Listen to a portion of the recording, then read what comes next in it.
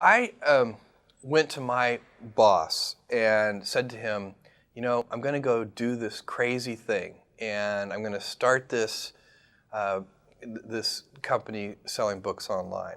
And this is something that I had already been talking to him about in a sort of more general context. But then he said, let's go on a walk. And we went on a 2-hour walk in Central Park in New York City.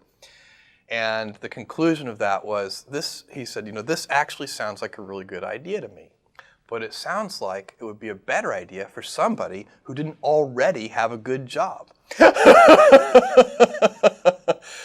And he convinced me to think about it for 48 hours before making a final decision. And so I went away and was trying to find the right framework in which to make that kind of big decision. And I'd already talked to my wife about this, and she was very supportive and said, look, you can count me in 100%. Whatever you want to do. It's true. She had married this kind of, fairly stable guy and a stable career path, and now he wanted to go do this crazy thing, but she was 100% supportive. So it really was a decision that I had to make for myself. And the framework I found, which made the decision incredibly easy, was what I called, which only a nerd would call, a regret minimization framework. So I wanted to project myself forward to age 80 and say, okay, now I'm looking back on my life. I want to have minimized the number of regrets I have. And I knew that when I was 80, I was not going to regret having tried this. I was not going to regret having trying to participate in this thing called the internet that I thought was going to be a really big deal. I knew that if I failed, I wouldn't regret that.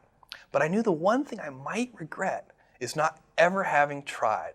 And I knew that that would haunt me every day. And so when I thought about it that way, it was an incredibly easy decision. And I think that's a very good, it's if you can project yourself out to age 80 and sort of think, what will I think at that time? It gets you away from some of the daily pieces of confusion. I left this Wall Street firm in the middle of the year. When you do that, you walk away from your annual bonus. And that's the kind of thing then the short term can confuse you. But if you think about the long term, then you can really make good life decisions that you won't regret later. Most regrets, by the way, are acts of omission and not commission.